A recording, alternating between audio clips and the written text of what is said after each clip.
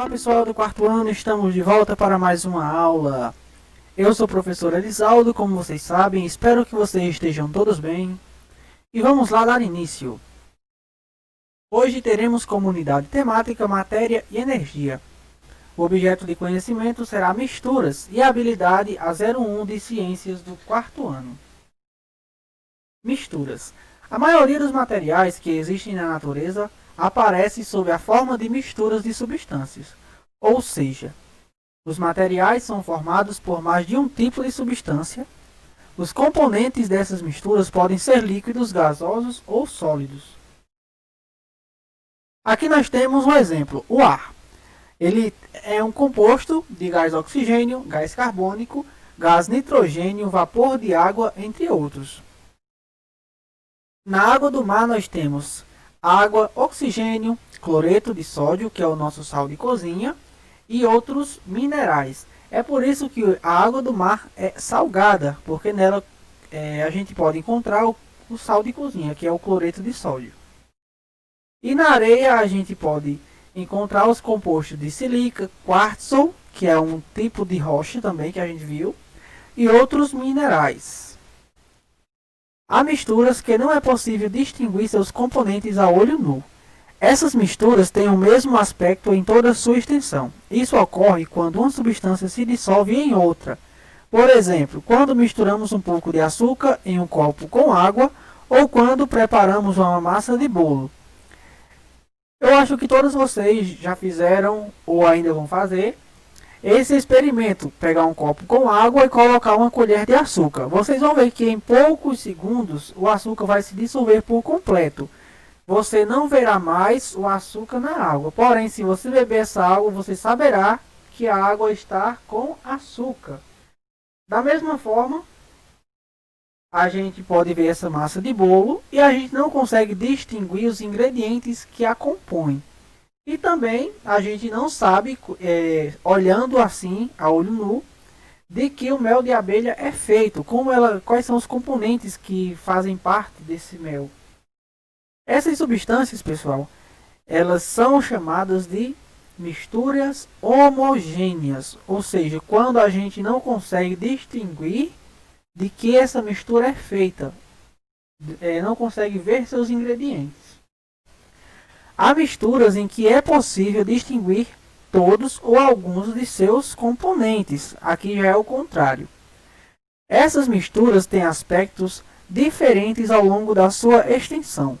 Isso ocorre porque os componentes da mistura não se dissolvem.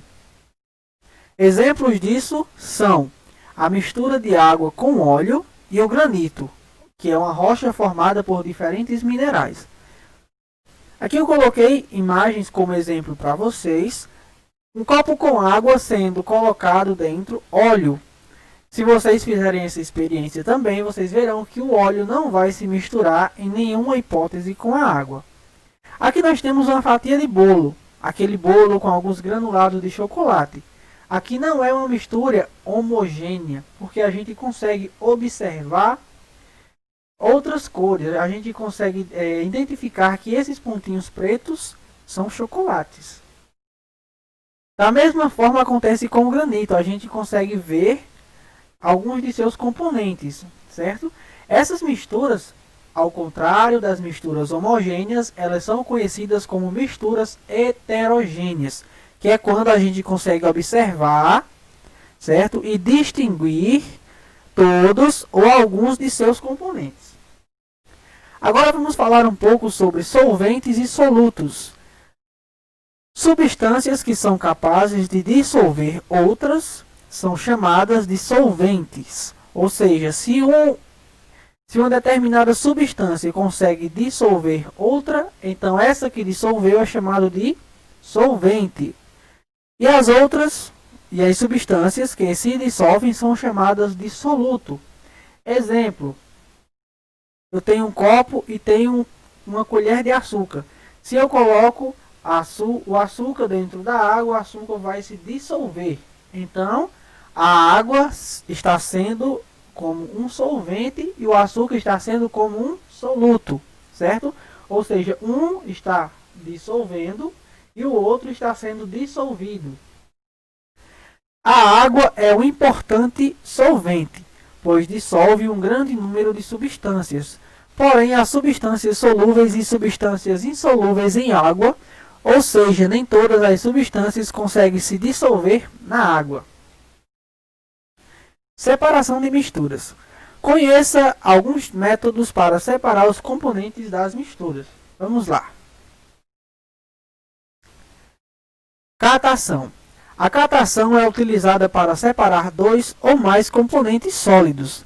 Esse processo consiste na separação manual dos materiais, ou seja, quando você vê sua mãe, seu pai ou seus avós catando feijão, ela está fazendo um processo manual de separação, que é catação. Ela vai separar os grãos que são bons dos grãos que são ruins. O outro é a filtração. A filtração é uma forma de separar líquidos e sólidos, como a água e a areia, por exemplo.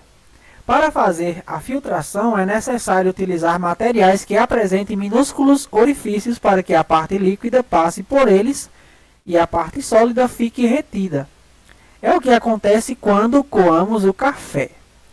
Então aqui vocês estão vendo nessa imagem o café sendo coado. Então esse processo a gente pode chamar de filtração. Da mesma forma acontece com aqueles filtros que a gente coloca água, certo? Para ser filtrada.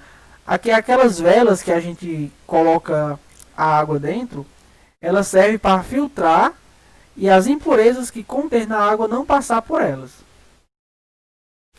Também temos a separação magnética, que é usada para separar misturas entre sólidos, quando um dos componentes é um metal. Ou seja, um ímã só é utilizado para separar misturas quando existem metais, porque objetos não metais não conseguem ser atraídos pelo ímã. O método é baseado na força da atração de um ímã sobre materiais metálicos. Evaporação.